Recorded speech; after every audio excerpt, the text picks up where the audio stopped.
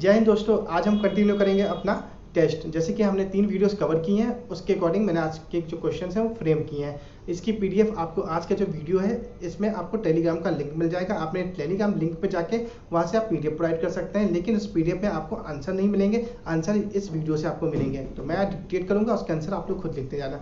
ये क्वेश्चन बहुत ही important question है, तो उनको स्किप मत करिएगा। तो कंटिन्यू करते हैं आज का अपना पहला क्वेश्चन।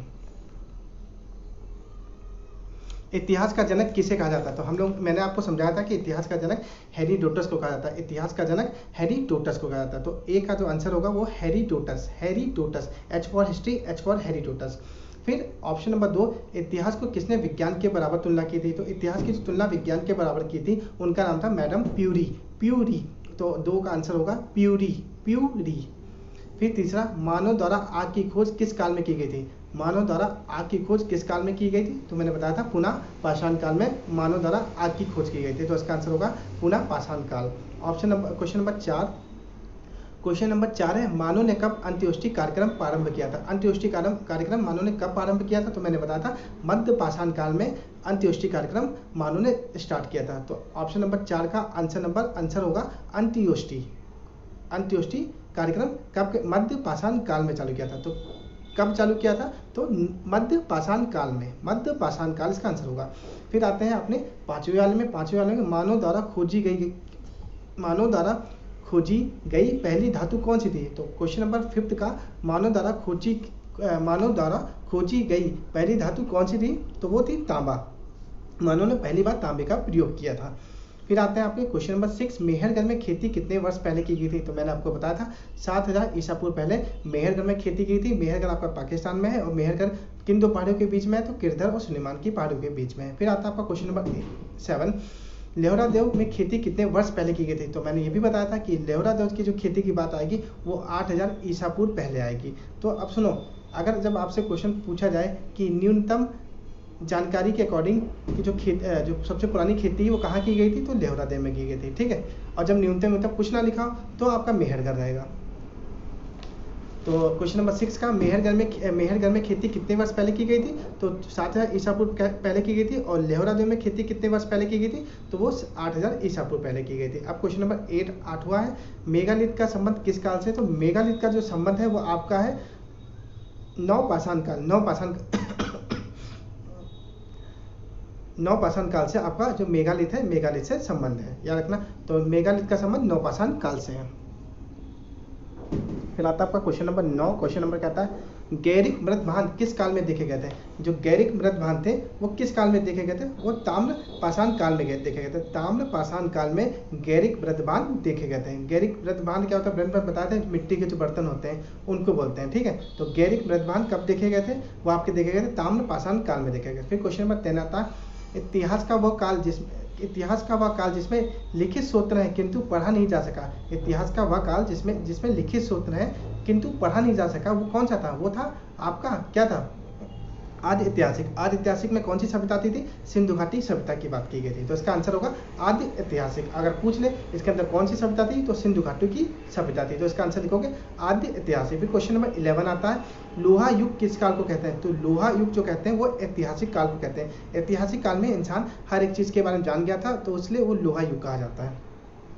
अगर आपको मेरा डिस्कशन अच्छा लग रहा है तो एक बार लाइक, शेयर और सब्सक्राइब करना ना भूलिएगा। फिर क्वेश्चन नंबर 12 आपका रिपीट है। 11 और 12 रिपीट हो गया बाय मिस्टेक, तो इसका आंसर होगा ऐतिहासिक काल। फिर क्वेश्चन नंबर 13 पे आते हैं।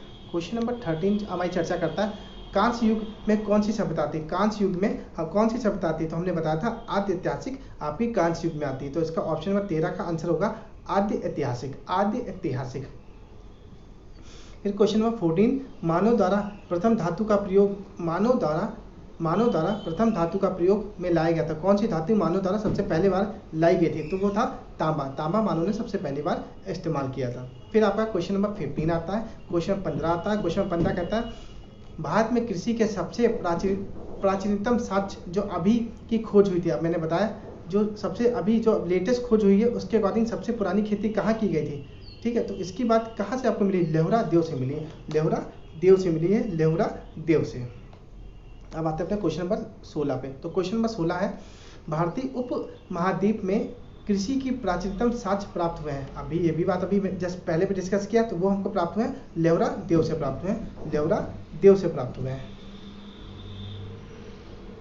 फिर आपका क्वेश्चन नंबर 17 आता है। क्वेश्चन नंबर 17 कहता है भारतीय उपमहाद्वीप में कृषि के प्राचीनतम साक्ष्य प्राप्त हुए हैं। अब सुनो, यहाँ पे देखो हमको क्या है, इस क्वेश्चन में जो हमको 4 ऑप्शन दिए हैं उसमें कहा, उसमें हमको एक ऑप्शन नहीं मिला, कौन सा, मेहरगढ़ नहीं मिला है, सॉरी लेवरा देव नहीं मिला है। तो यहाँ पे जो आपका ऑप्शन होगा वो हम लगाएंगे डी वाला, जो कि मेहरगढ़ है। तो भारतीय उपमहाद्वीप में कृषि के प्राचीनतम साक्ष्य हमको मेहरगढ़ से प्राप्त हुए हैं। लेकिन अगर यहाँ पे ऑप्शन लेवरा देव रहता तो हम लेवरा देव लगाते हैं, लेकिन अगर यहाँ पे भारतीय ना लिखा होता, सिर्फ भारत लिखा होता, तो हम यहाँ पे आंसर लगाते कोलदीवा, जो कि यूपी में इलाहाबाद चावल के साक्ष्य प्राप्त हुए थे। लेकिन यहाँ पे भारतीय लगा दिए, तो भारतीय मतलब था जितना भी आसपास। तो इसका आंसर नंबर 17 का डी वाला ऑप्शन बिल्कुल सही है। फिर अपना 18 क्वेश्चन देखते हैं। उस स्थल का नाम बताइए जहाँ से प्राचीनतम अस्थायी जीवन के प्रमाण मिले हैं। तो वो अस्थायी जीवन मैंने आपको बताया था, प्राक ऐतिहासिक, आतिहासिक, ऐतिहासिक में हमको मेहरगढ़ से रहने के साक्ष्य प्राप्त हुए हैं। तो 18 का ऑप्शन नंबर डी बिल्कुल सही है। फिर आते हैं 19, रॉबर्ट ब्रूस फ्रूट थे, क्या थे रॉबर्ट ब्रूस फ्रूट? मैंने आपको बताया था जो ब्रूस थे वो पुरातात्विक थे प्लस भूगर्भ वैज्ञानिक थे। तो इसका जो आंसर होगा ए और बी दोनों सही होगा, लेकिन इसमें मैंने वो नोट नहीं किया, नहीं जब कुछ क्वेश्चन आते हैं ए और बी सही है, बी या सी सही है, सी या डी सही है, डी या सी है। तो इसका जो आंसर होगा ए और बी दोनों सही है। फिर आपका क्वेश्चन नंबर 20 आता है। 20 कहता है कोपेनहेगन संग्रहालय की सामग्री से पाषाण, कांसा, लोहा युग के त्रियुगीन विभाजन किसने किया था? मैंने बताया था थॉमसन चिल्लाया था थॉमसन, तो थॉमसन ने किया था। तो बी का ऑप्शन नंबर ए सही है। फिर आता है आपका क्वेश्चन नंबर 21 कहता है निम्नलिखित में से किस स्थल से हड्डी के उपकरण प्राप्त हुए थे? तो हमको हड्डी के उपकरण कहाँ से प्राप्त हुए थे? हमने बताया था महादाह से हमको हड्डी के औजार प्राप्त हुए थे, महादाह से हमको हड्डी के औजार प्राप्त हुए थे। अगर जब बात आती है कि हमको 100 कहाँ से प्राप्त हुए थे, तो दमदमा से प्राप्त हुए, दमदमा जो कि यूपी में। लेकिन जो 21 का जो आंसर होगा वो सी होगा, महादाह।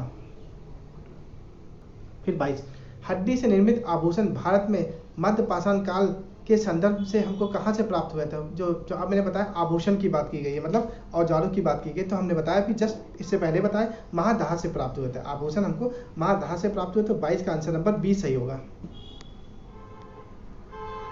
फिर आपका 23 वाला आता है। 23 वाले में क्या होती है, एक ही कब्र से 3 मानव कंकाल हमको मिले हैं। एक कब्र से हमको 3 मानव कंकाल मिले हैं, तो हमको कहाँ से मिले हैं, उसके बारे में हमको जानकारी कहाँ से मिली है? तो इसकी जो आंसर होगा दमदमा से हमको 100 मिले हैं। दमदमा से एक ही कब्र से 3 कंकाल मिले हैं। अभी जैसे हमने बात की थी, हमको अगर हड्डी के औजार की बात आएगी तो महादाह होगा, और 100 की बात होगी तो दमदमा की बात होगी। खद्दानों की कृषि सर्वप्रथम प्रारंभ हुई थी, जो मतलब व्यवस्थित रूप से कृषि कब प्रारंभ हुई थी? तो वो नवपाषाण काल में व्यवस्थित रूप से कृषि प्रारंभ हुई थी। लेकिन अगर जब साक्ष्य की बात आएगी तो हमको कब मिले थे? मध्यपाषाण काल के हमको कृषि के साक्ष्य प्राप्त हुए थे। मध्यपाषाण काल में हमको कृषि के साक्ष्य प्राप्त हुए थे, जो कि हमारा बांगोर राजस्थान में प्राप्त हुआ था, आदमगढ़ एमपी में प्राप्त हुआ था, यूपी में बहादुर सराय में प्राप्त हुआ था। लेकिन यहाँ पे जो क्वेश्चन है उसका आंसर जो होगा, उसका आंसर बिल्कुल सही जो होगा नवपाषाण काल ए वाला, 24 का ए आंसर सही होगा। फिर आता आपका 25 क्वेश्चन कहता है भारत में मानव का सर्वप्रथम साक्ष्य हमको कहाँ मिला था? भारत में जो मानव का साक्ष्य हमको सर्वप्रथम कहाँ मिला था? नर्मदा घाटी पे। तो इसका 25 का डी वाला ऑप्शन सही होगा। लेकिन जब बात करेगा मानव कंकाल हमको कहाँ मिला था, तो मद्रास में मिला था, पल्लो रन में मिला था, जो कि उस वक्त पल्लो वंश का शासक था। तो कंकाल की बात आएगी तो हम याद करेंगे मद्रास, लेकिन जब मानव की बात आएगी तो नर्मदा घाटी। क्वेश्चन नंबर 26, मानव द्वारा सर्वप्रथम प्रयुक्त अनाज, जो सबसे पहली बार मनुष्य ने जो अनाज यूज किया था या इस्तेमाल किया था, वो था जो हमको मिला था, कहाँ मिला था? इराक में मिला था। तो इसका आंसर नंबर सी बिल्कुल सही होगा, 26 का सी सही है। एक बार मेरे चैनल को लाइक, शेयर और सब्सक्राइब करिए, दबा के अपने दोस्तों को भी शेयर करिए, और PDF के लिए आपने टेलीग्राम लिंक भी शेयर करिए। टेलीग्राम का लिंक इस वीडियो के नीचे आपको मिल जाएगा। फिर आता है आपका क्वेश्चन नंबर 27 चर्चा करता है उत्खनन प्रमाणों के अनुसार पशुपालन का प्रारंभ कहाँ होता है? उत्खनन प्रमाणों के अनुसार पशुपालन का प्रारंभ हमको कहाँ से प्राप्त हुआ था? तो पशुपालन का जो प्रारंभ को मध्य पाषाण काल से मिला था। लेकिन व्यवस्थित रूप से अगर देखा जाए कि हम नवपाषाण काल में हमने कुत्ता पालना चालू कर दिया था, ठीक है। तो आप याद रखना कि यहाँ पे उत्खनन प्रमाणों के अनुसार मतलब साक्ष्य के अनुसार, तो वो मध्य पाषाण काल। 27 का बी ऑप्शन बिल्कुल सही है। फिर आते हैं 28 क्वेश्चन पे। 28 कहता है निम्नलिखित में से किसको चिल्कोलिथ युग युग भी कहा गया है। चिल्कोलिथ युग किसको कहा गया है? तो चिल्कोलिथ युग ताम्र पाषाण काल को क्या है कहा गया है। तो 28 का सी ऑप्शन सही है। 28 का सी ऑप्शन आपका सही है। बहुत तेज भाग गया मेरे को। फिर आता है आपका 29, निम्नलिखित में से किस एक पूरा स्थल से पाषाण संस्कृति से लेकर हड़प्पा संस्कृति तक उसके अवशेष प्राप्त हुए। तो हमको कहा, हमने आपको बताया था प्राक ऐतिहासिक, आदि ऐतिहासिक और ऐतिहासिक में हमको मेहरगढ़ से मनुष्य के रहने के साक्ष्य प्राप्त हुआ है। तो 29 का ऑप्शन नंबर बी सही है। फिर आता है आपका क्वेश्चन नंबर 30, नवादा टोली का उत्खनन किसने किया था? ये नया क्वेश्चन है, नहीं मैंने पिछले पढ़ा था। तो नवादा टोली का उत्खनन संकालिया ने किया था, HD संकालिया। तो 30 का सी ऑप्शन सही है। उनका संकालिया किससे संबंधित है? मध्य प्रदेश से संबंधित है। और ये क्या था? ये ताम्र पाषाण काल का सबसे बड़ा स्थान था। तो नवादा टोली का उत्खनन का संबंध HD संकालिया से है। 30 का सी ऑप्शन सही है। फिर आपका क्वेश्चन नंबर 31 आता है। 31, बड़ा पाषाण स्मारक की पहचान की गई थी। बड़ा पाषाण की स्मारक कब की गई थी? तो इसका ऑप्शन नंबर क्या होगा? ऑप्शन नंबर बी सही होगा। ऑप्शन नंबर बी क्या है? एक मिनट। तो मृतकों को दफनाने के स्थान के रूप में, अब ये बात आप समझो, ये नवपाषाण काल के अंदर आई थी। इसको हमने बोला था मेगालिथ। तो बड़ा पाषाण स्मारकों की पहचान हमको की गई थी मृतकों को दफनाने के स्थान के रूप में। तो 31 का ऑप्शन नंबर आपका बी बिल्कुल सही है।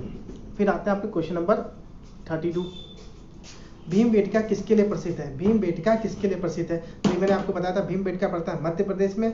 कौन सी वहाँ पे पर्वतमाला है? तो फिर विंध्याचल पर्वतमाला है। नदी घाटी, नर्मदा नदी घाटी। तो इसका आंसर नंबर ए बिल्कुल सही होगा, गुफाओं के शैल चित्र के लिए। तो भीमबेटका आपका लिए प्रसिद्ध है, गुफाओं की शैल चित्र के लिए प्रसिद्ध है। फिर क्वेश्चन नंबर 33 चर्चा करता है गैरिक मृदभांड पात्र मतलब OCP का नामकरण हुआ था।